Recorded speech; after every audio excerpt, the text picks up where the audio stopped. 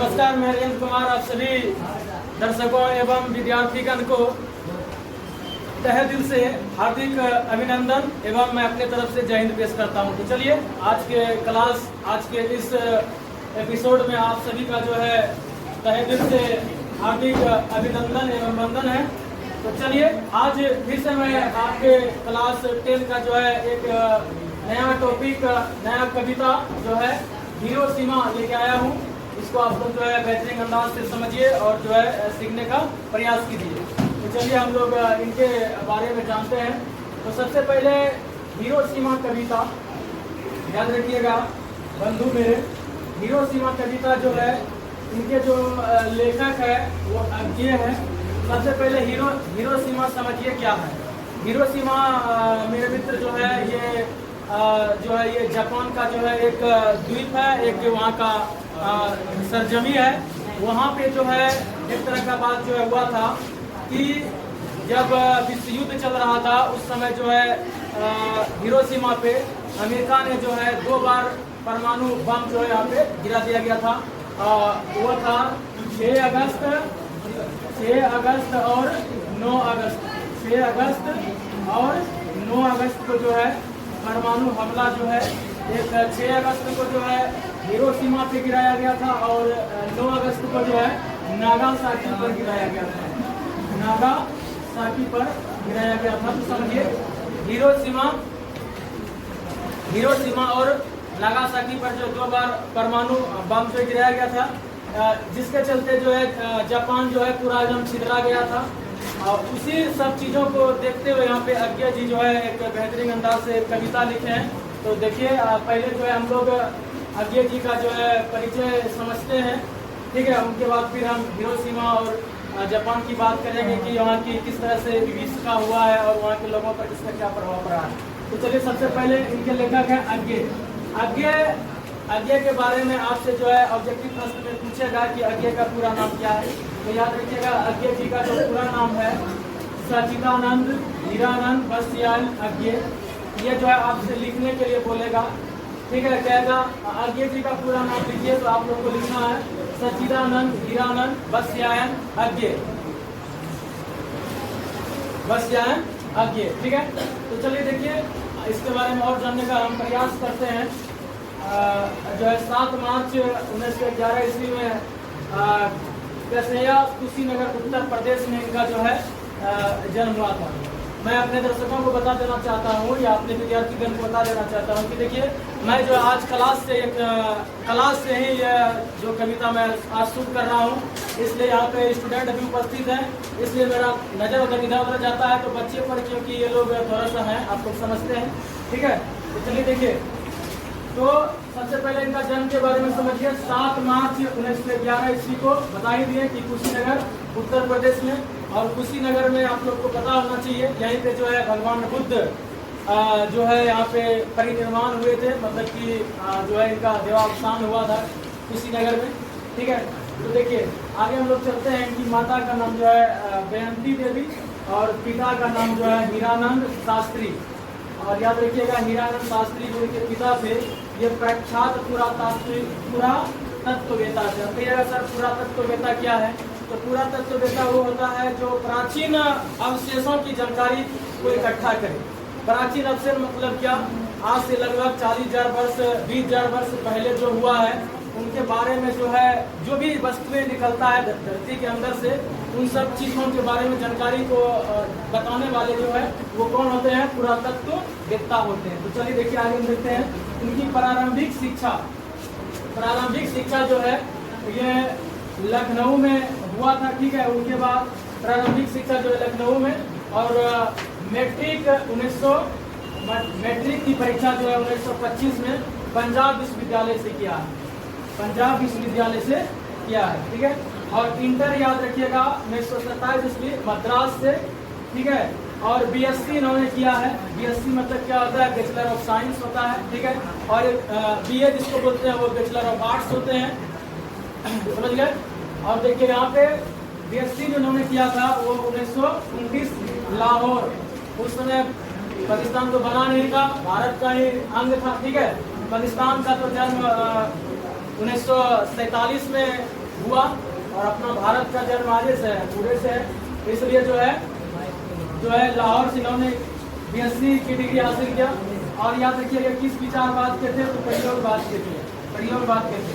और इसके बारे में चीज़ और जानिए कि ये जो है बहुभाषी विद्य कवि थे, मतलब बहुते भाषा में जानता था, ऐसा नहीं कि एक दो भाषा में जानता था, इसलिए जो है ये बहुत भाषा में बहुत सारी कविता को लिखते थे। ठीक है, तो चलिए मोटू भैया हम समझा रहे हैं आपको, लेकिन हमको बोलने के लिए आप मजबूर ही कर दिए।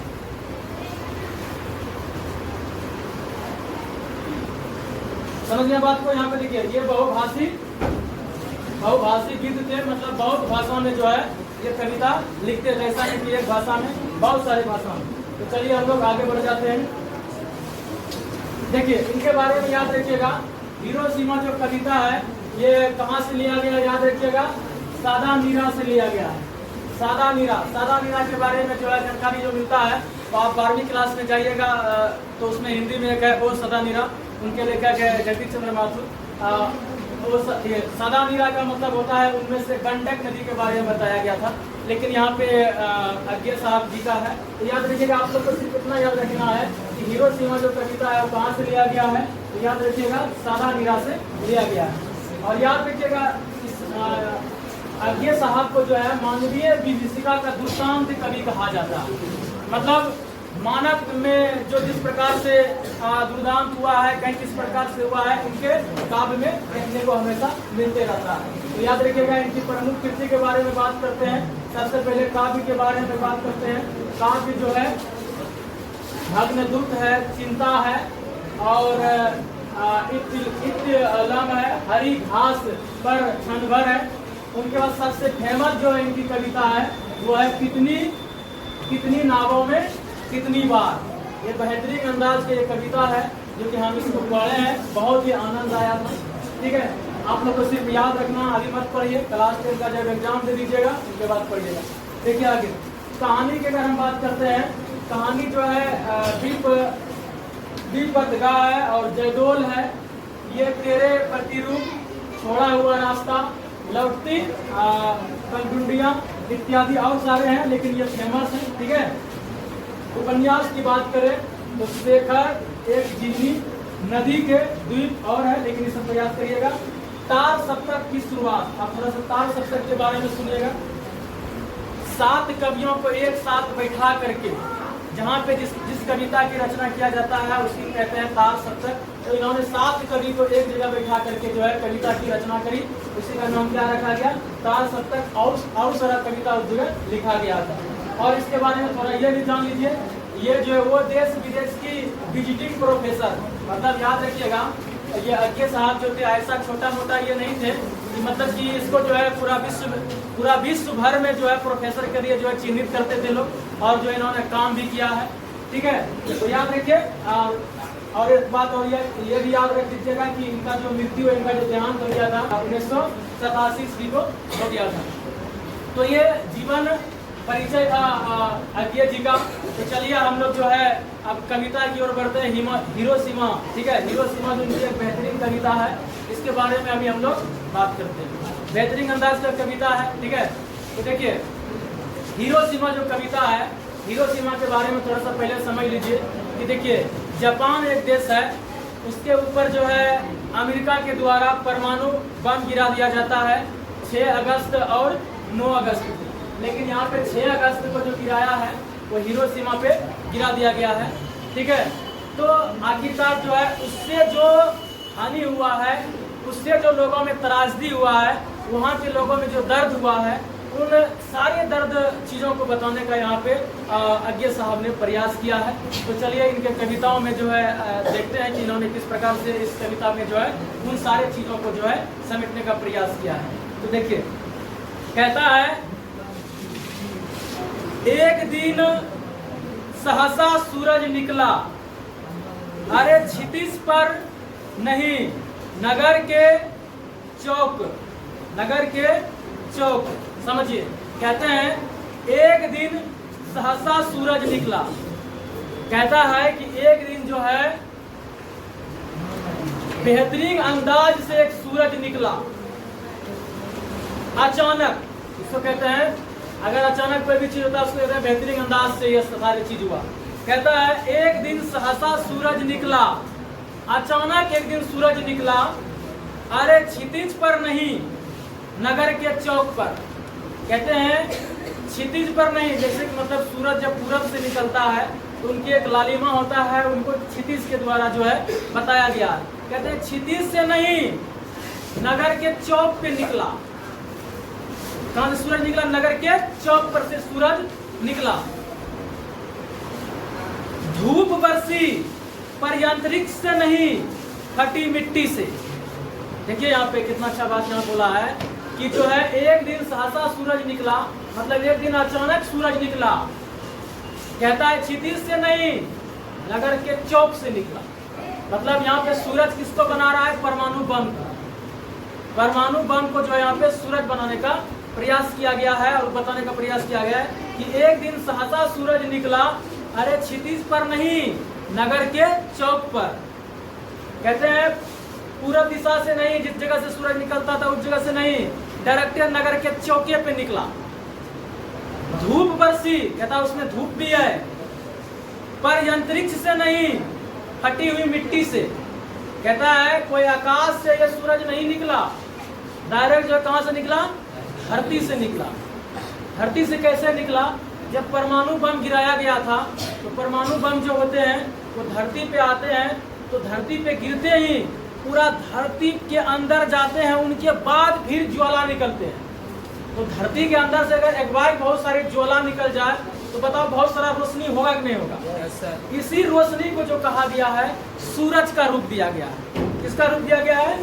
सूरज का जो है रूप दिया गया है। वही यहाँ पे कहते हैं अरे क्षितिज पर नहीं नगर के चौक पर धूप भी बरसी। कहता है उसमें धूप भी है, धूप भी है, पर अंतरिक्ष नहीं। कहता है ये सूरज अंतरिक्ष से नहीं निकला, ये सूरज जो है फटी हुई मिट्टी से निकला, फटी हुई मिट्टी से निकला। यहाँ पे परमाणु बम की बात कर रहा है सूरज की जो है यहाँ पे बात करते हुए। आगे कहता है छायाएं मानव जन की दिशाहीन। कहते हैं कि देखिए जब धूप पड़ता है तो मनुष्य का छाया पड़ती है। अगर धूप के सामने रहिएगा तो जो है आपका छाया उनके पीछे बनता है, लेकिन अगर अचानक से बहुत सारा रोशनी हो जाए तो वहाँ पे कोई छाया बनेगा? वहाँ पे कोई छाया नहीं बनेगा। यही कह रहा है कि इतना जो है निकला, इतना धूप निकला, इतना जो रोशनी हुआ, जिसके चलते जो है क्या हो गया?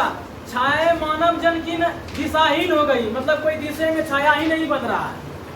आगे कहते हैं सब और परी, वह सूरज नहीं उगा था पूरब में, वह बरसा सहसा। कहता है सब और परी, कहते हैं उसकी जो रोशनी है सभी और परी, सभी और परी। वह सूरज नहीं उगा था पूरब में, कहते हैं वह सूरज पूरब में नहीं उगा था। अब तुम ही लोग बताओ ना, अगर परमाणु बम गिर गया कभी तो कल्पना करेगा ही करेगा। यहाँ पे कभी जो है कल्पना के बारे में बात किया है कि इस प्रकार से जो है सूरज जो निकला, इसमें जो है धूप भी है, बहुत सारी रोशनी है, लेकिन साया नहीं, छाया नहीं बना लोगों में। छाया लोगों का जो है नहीं बना, छाया जो है क्या हो गया? दिशाहीन हो गया। वही यहाँ पे कहता है कि वह सूरज पूरब से नहीं उगा था, वह सूरज पूरब से नहीं उगा था। कहते हैं बरसा सहसा बीचों बीच नगर के, बीचों बीच नगर के, बीचों बीच नगर के, काल सूर्य के रथ पहिए के जियों अरे टूट कर बिखर गए हो दसों दिशाओं में। कहते हैं लगता है कि ऐसा यहाँ पे रोशनी नगर के बीचों बीच में हो गया कि जो है लगता है कि सूर्य का जो एक पहिया है वह टूट करके सरजमी पे गिर गया है, जिसके चलते जो है इतना रोशनी हो रहा है, इतना रोशनी हो रहा है और प्रकाश जो है बिखर गए हैं। आगे देखिए कहते हैं कुछ क्षण का हुआ उदय अस्त केवल एक प्रज्वलित क्षण की। कहते हैं ऐसा नहीं कि वह सूरज निकला तो 20 दिन 22 दिन के लिए है या साल भर के लिए, ऐसा नहीं, कुछ क्षण के लिए वो सूरज निकला।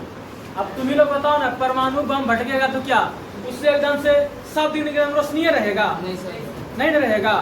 एगो पटाखा अगर तुम लोग भांगते हैं तो क्या एकदम कि हर समय जो है रोशनी रहता है? और जो है लड़की लोग छुरछुरिया बरती हृदय में वही रहता है, नहीं है ना। तो वही कारण है कि जो है हाँ लड़की लोग छुरछुरिया न बरता है। दीपावली लड़का लोग हम लोग बम, हम लोग को नहीं, लड़का लोग बम मतलब कि होता है हाँ लड़की लोग मतलब कि कौन सा क्या बोलता है मुर्गा छाप पड़ाका कभी हुआ है ना। हाँ नहीं तो छुरछुरिया ऐसे ऐसे करेगा अपने थोड़ा खुश होगा। क्या छुरछुरिया हमेशा जलते रहेगा? नहीं। तो परमाणु बम भी वही है, हमेशा हुआ वो जला नहीं रहेगा, हमेशा हुआ उजाला नहीं रहेगा। वही कहता है कुछ क्षण का हुआ उदय अस्त, केवल एक प्रज्वलित क्षण की दृश्य शोक लेने वाली दोपहरी।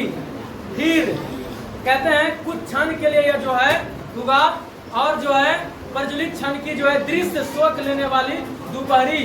कहते हैं ये जो होगा क्षण के लिए, लेकिन पूरा यहाँ पे जो है लोगों में छिन्न भिन्न कर दिया, लोगों में छिन्न भिन्न कर दिया। कहते हैं छायाए मानव जन की नहीं, मिट्टी लंबी हो कर मानव की सब भाप हो गए। छायाएं तो अभी लिखी है, देखो कहता है कितना अच्छा बात यहाँ बोलता है।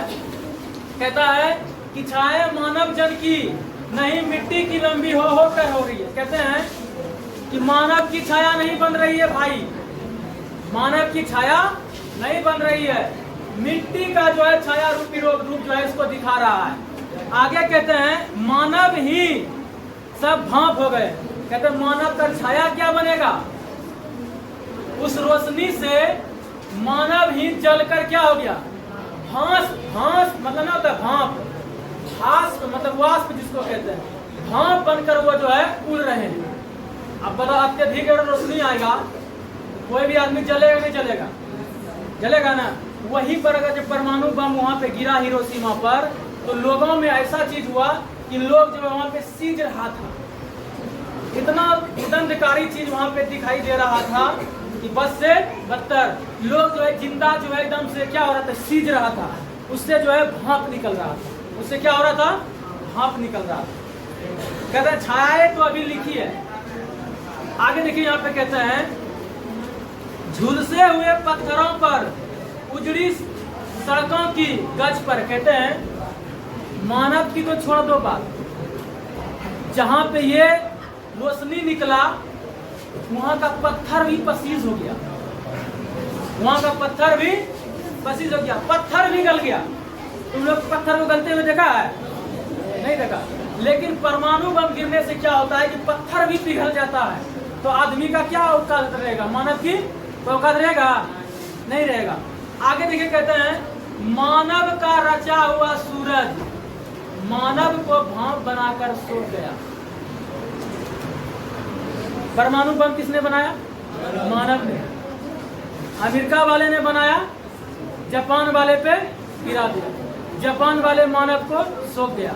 अच्छा होता अमेरिका का परमाणु बम अमेरिका में रहता, वहीं के लोग का सोखता, तब मजा आता है था। अभी भारत और पाकिस्तान में सबसे ज्यादा परमाणु बम किसके पास? पाकिस्तान के पास। याद रखिएगा जिसके पास परमाणु है ना, ये मत समझो कि हम बड़ा हो गए। याद रखिएगा कभी कभी घर में भी अपने आप आग लगता है, तो बचाने वाला कोई नहीं होगा। फिर अज्ञे जी का बात सही हो जाएगा। मानव का रचा हुआ सूरज मानव को भाप बनाकर सौंप गया। यहाँ पे मानव के बारे में बताया गया है कि ऐसा सूरज कौन बनाया? प्रकृति बनाया? नहीं ना। किसने बनाया? मानव ने बनाया। और मानवे को जो है सुखा लिया, मानवे का जो है क्या कर लिया? सौंप किया। आगे देखिए कहते हैं पत्थर पर लिखी हुई यह जलती हुई छाया मानव की साथी है। कहते हैं भाई मेरे अभी भी जाइएगा जापान, वहां पे देखिएगा इनका जो है प्रत्यक्ष प्रमाण मिलेगा। वहां पे जो है पत्थरों पर लिखी हुई जली हुई छाया जो है अभी पर वहां पे स्थिति बता रहा है।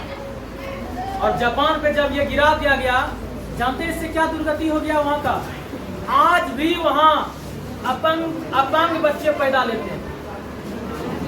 आज भी वहां जो है जितने भी बच्चा पैदा लेगा किसी न किसी प्रकार से विकलांग का शिकार होगा, दिव्यांग, मोदी जी की भाषा में दिव्यांग का शिकार होगा। समझ गए ना?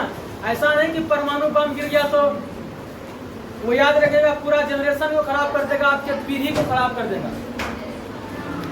यहाँ तक तो वहाँ पे जो है जितना भी बच्चे पैदा लेते हैं ना,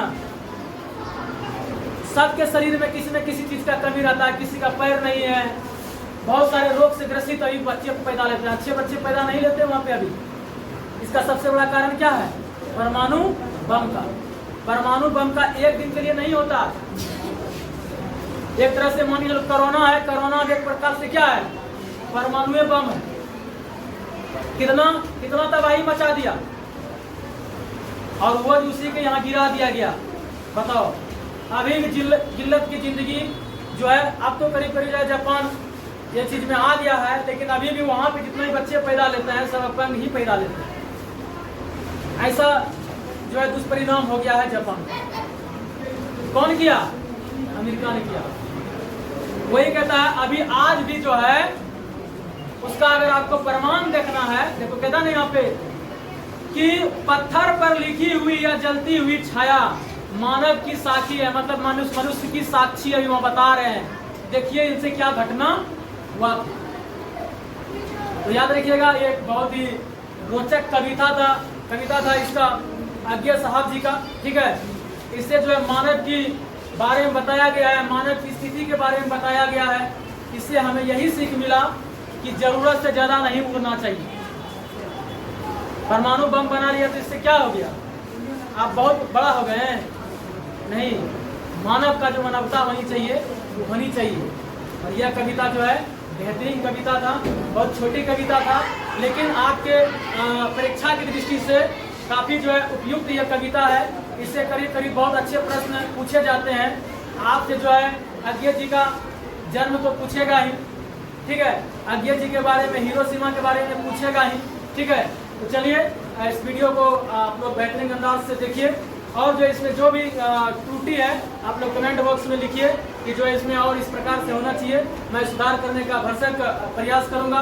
मैं जब तक आप लोगों से विदा लेता हूं, जब तक के लिए मेरे आप तमाम दर्शकों और विद्यार्थियों से विदा लेता हूं। जय हिंद, जय बिहार, वंदे मातरम।